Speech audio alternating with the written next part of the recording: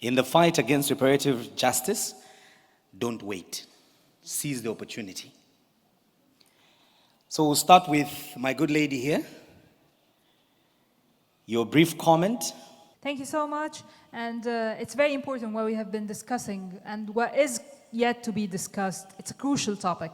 I'm a member of parliament from Egypt, Amira Saber, and recently elected as a member of the Senate House, so now in the Senate.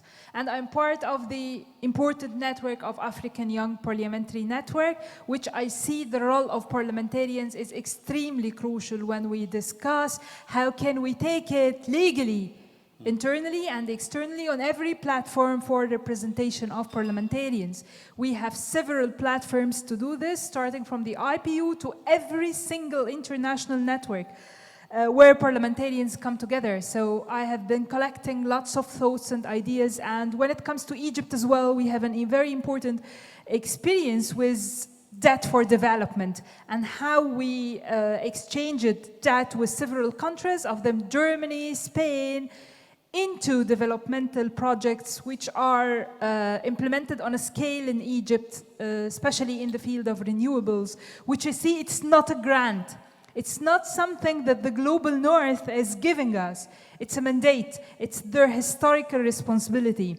And it takes the efforts of everyone, the lawyers, the parliamentarians, the journalists, the thought leaders, the historians. Everyone is extremely important to voice what we have been talking about and what we shall talk about over those 2 days. But what is missed is something like what AfCoDD and the conference is trying to do, is how we can partner and how we can get the dots collected together. So it's not a voice, a single one, being echoed in a space. No, it's a collective voice and a collective will that kind of changes the narrative. Thank you.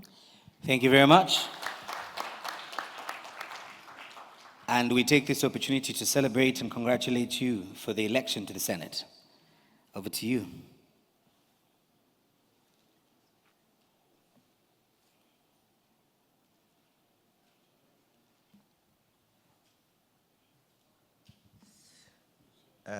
Hello, colleagues, and I also like to join my colleague there to thank the panelists so you tell us your name for and the where very you're from.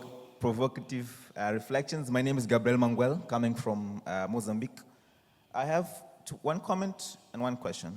The comment is regarding what the panelists shared, which is, as they were talking, it became clear to me that it's not about only reparations, but a broader framework of transitional justice to all the problems that have been presented, which includes also truth, institutional reform, all of that we're discussing. So it's not about only reparations at the end. But my question is, this is an agenda that you're supposed to follow as a continent, I imagine. And in this process, how do we make it actionable? I saw there that one of the difficulties, one of the challenges was, how do we quantify it? How do we quantify it? And in some of the waves there, it was stuck because of that. How do we quantify it?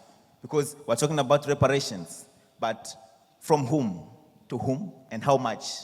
How do we inventorize these reparations? Because this financial aspect, although it's not the only one, it's one of the main ones in this process. Because we're talking about exporting our wealth, our labor, the fruits of our labor to the rest of the continents. So how do we make this actionable?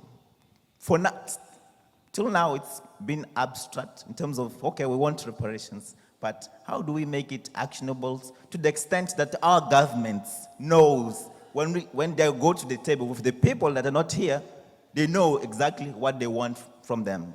Thank you. Thank you very much for that question. Who would you like to respond to that question? I will just leave that question for the panel, I think. Okay. Everyone, yeah. Okay. Wonderful. We have to break off for lunch, so you'll be the last person I will extend my generosity to. And be brief, please. Alors, je vais parler en français. Oui. Donc, je demanderai aux participants de mettre les écouteurs.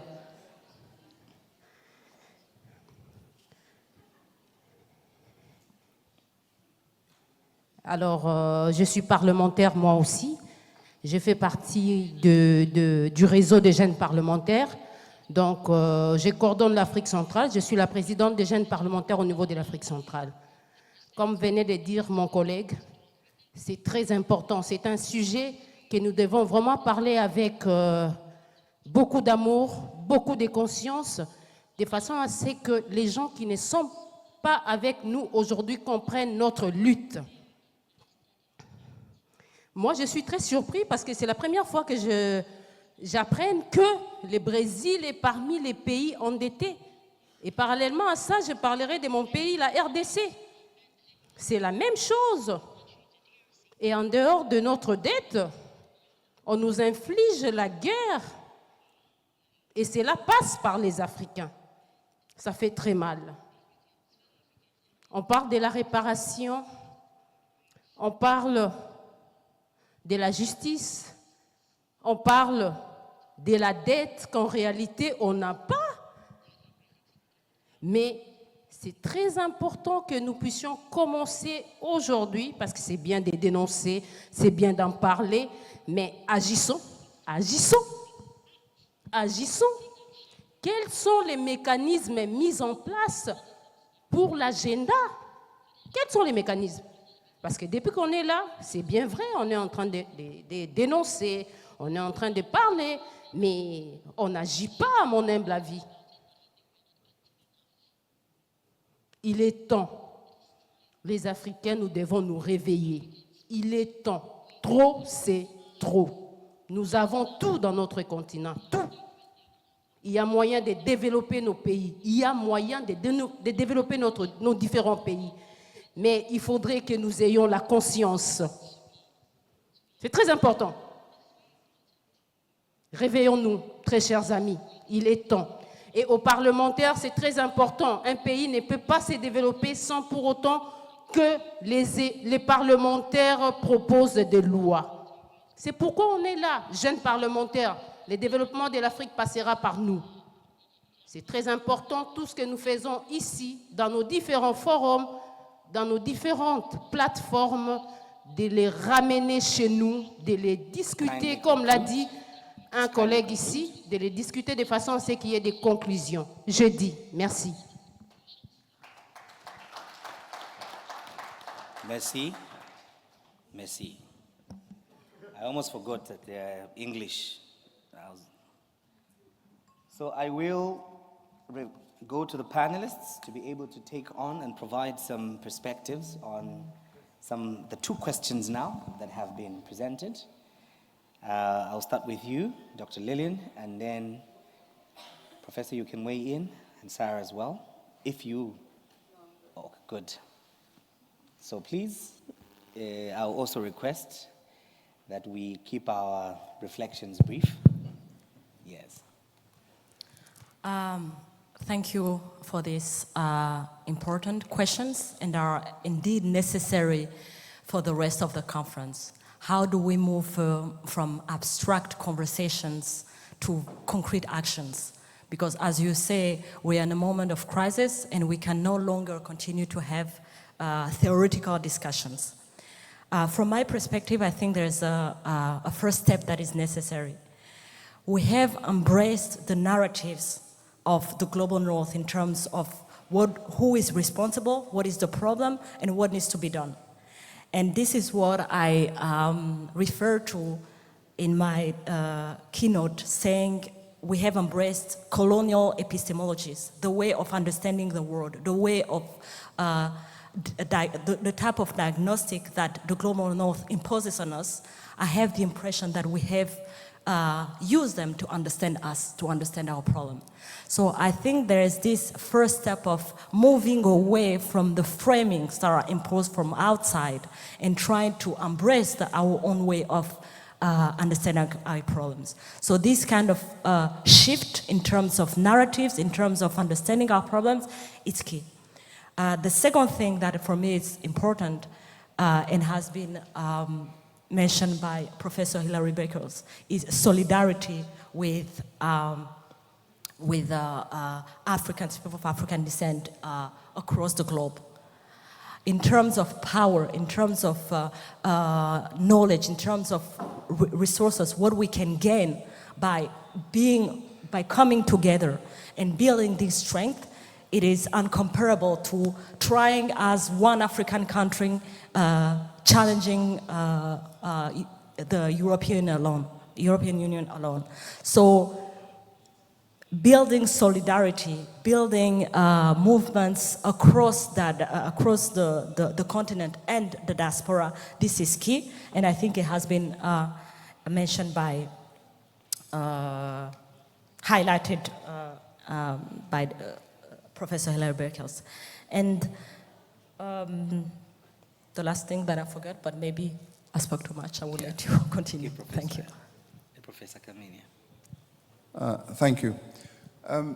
Well, first of all, it is true that at Durban in 2001, my keynote address then was that the reparations movement is going to become the biggest political movement of the 21st century.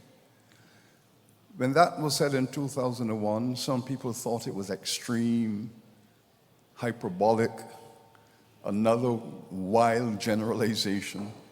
But the fact is, you could feel it, because everywhere that black people have been enslaved and colonized, you could feel the energy rising up for equality and justice. You could feel it in Latin America, Brazil, the Caribbean, Africa. You could feel it. So there is undoubtedly in this 21st century, and it will happen in the next 15, 20, 30 years, you know, this incredible commitment. We want the same justice that everyone else has, and we're not going to settle for that. Now, the pushback is going to be always intense. There's always going to be the pushback. Don't think that is going to be a welcoming conversation. Every European country that have colonized and enslaved has already said, we're sorry. Every one of them have said, we're sorry. First point. Second point, let's talk about compensation. Oh, no. So this is the age of sorry. I have never seen any moment in history where so many governments have said they're sorry. But not one of them is prepared to come to the table to discuss it. And the reason is because this debt that we all owe, this so-called debt, is the basis of their development. It is the debt that they are charging us that is funding their development. And that is why we have to pay the debt in US dollars. All of the countries in Africa are paying their debt to the Western banks, institutions, government, and US dollars. And what does that mean?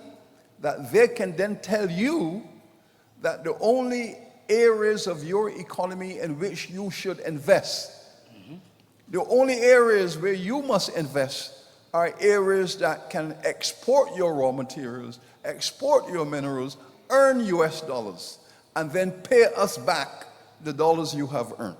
Now, the IMF, the World Bank, they're all into that racket. So you cannot invest your money in education for primary, secondary, tertiary, because it's not going to earn foreign exchange to pay your debt. So you don't get support for that. You might have an explosion of diabetes, hypertension in your people, or you can't invest in that, because that investment is not going to give you foreign exchange to pay your debt. So therefore, you can only invest in your country in areas where you can sell to them, earn US dollars, and give it back to them as debt. So you are in this trap, and you have to figure that out, that there's no other way. And the final thing is, you know, we have to look at the question of solidarity. One of the arguments used by European governments on this horrendous slave trade, their arguments, and their historians are very good at this, they said, no. We didn't commit no crime in selling African people. No. The slave trade was a partnership between African governments and us. It was a partnership. And therefore, if you want us to pay reparations, all those African governments have to pay it as well, because it was a business transaction between us and them. That is not true. It's a horrendous lie, and that is why we are asking the African historians to go and write the truth. It was the age of terror when they arrived in West Africa with their gunboats and their armies and their military power, and they overran so many countries and so many governments and so on. It was the age of terror, and we need to write this history, because I can tell you, if you go to the British Archives now, and this is my final point here, if you go into the British Archives now and look at the correspondence from the British government to the military complex in West Africa, it's filled with information such as the chief of the Wolof in Senegal, he is fighting against us. He's trying to stop the slave trade. He's trying to stop it. You have permission to assassinate him. And there were instructions being given from the capitals of Europe to assassinate all African chiefs and kings and all of them who were standing in the way, who were fighting against it. So we have the documentation to show how this notion about assassinating political leaders, it goes way back.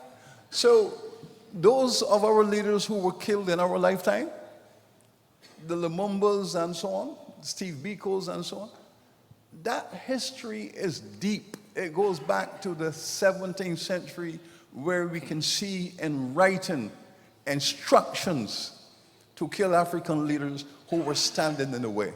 So we need to fight this counter-reparations argument with all of the intellectual knowledge available to us by economists, by lawyers, by historians, by priests. And the notion I heard earlier where someone said, well, we have to focus on economic development, we have to focus on trade and finance, and we have to focus on those ideas about economic development. You also have to fight this thing at the level of morality, spirituality, history, culture, not just economics. It's a multifaceted struggle where all of us have to participate. I thank you. Thank you very much, Professor, for that response.